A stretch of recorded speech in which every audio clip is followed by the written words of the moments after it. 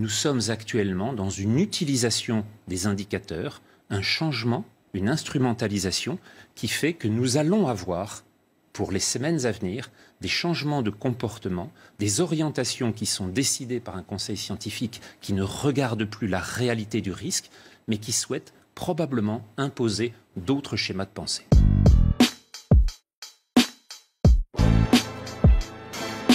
Expliquez-nous, est-ce qu'on doit parler de rebond de l'épidémie, de frémissement ou de deuxième vague?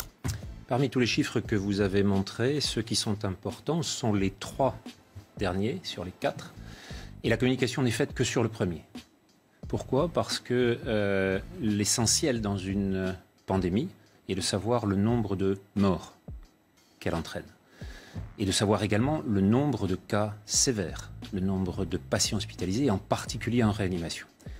Si on peut regarder sur ces 3 chiffres-là, on va voir effectivement, et là on a ici les chiffres de Santé publique France, publiés aujourd'hui, les courbes d'hospitalisation, les courbes de réanimation ne cessent de décroître depuis début avril.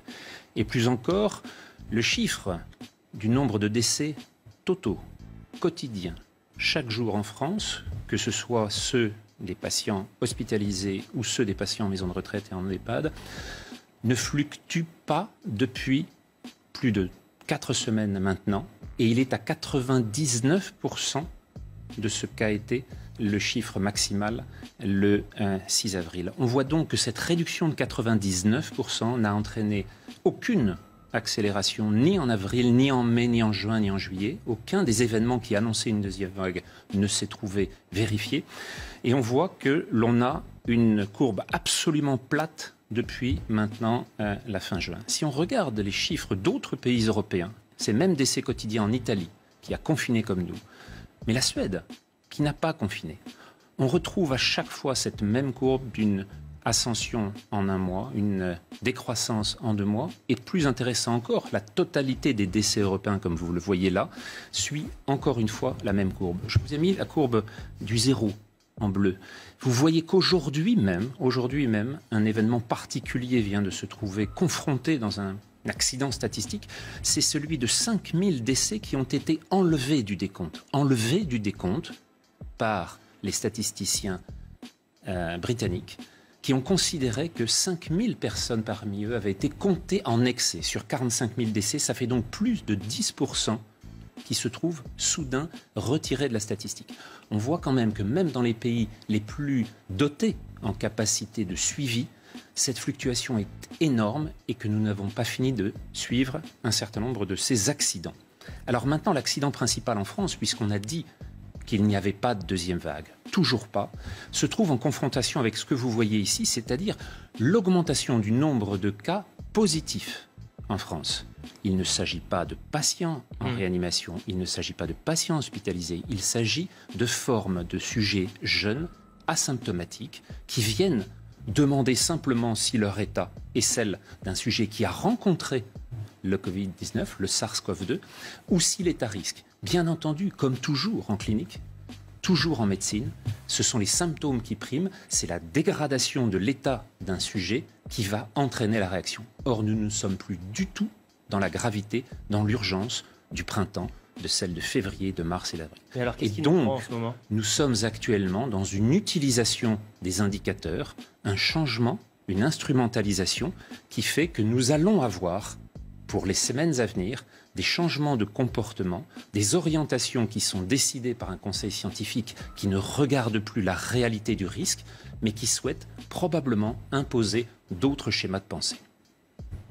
Écoutez, franchement, cette explication déjà, elle était suffisamment claire et on voit ces chiffres. Mais là, quand je vous entends, j'ai très peur. Je suis en train de me dire, déjà, est-ce qu'on fait peur aux gens pour rien ?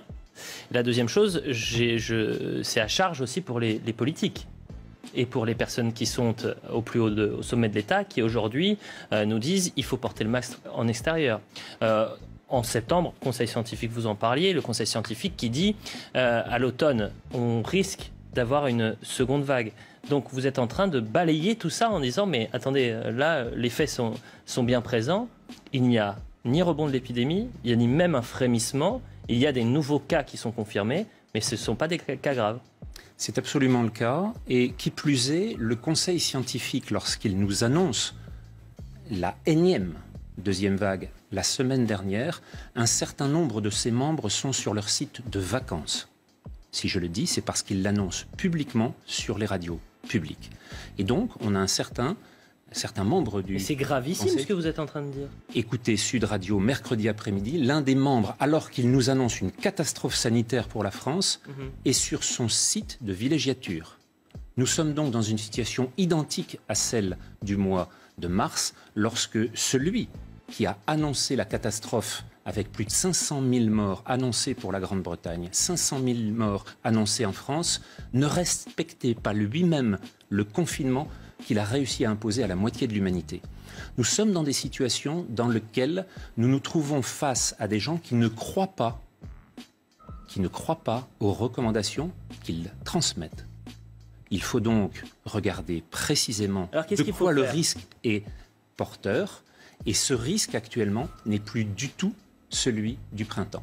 Nous sommes face à une situation qui, sur le plan épidémiologique, a largement évolué. Nous avons maintenant un grand nombre de cas qui sont des cas positifs, à nouveau, qui ne sont pas associés avec la gravité de la maladie. Pourquoi ? Eh bien, il y a un grand nombre d'explications qu'il faut maintenant avoir sur le plan de l'épidémiologie, sur le plan de la virologie, sur le plan de l'adaptation des espèces les unes aux autres, dans cette compétition extraordinairement tendue, sur lequel le virus avait l'avantage au printemps et sur lequel, manifestement, il ne l'a plus pendant l'été.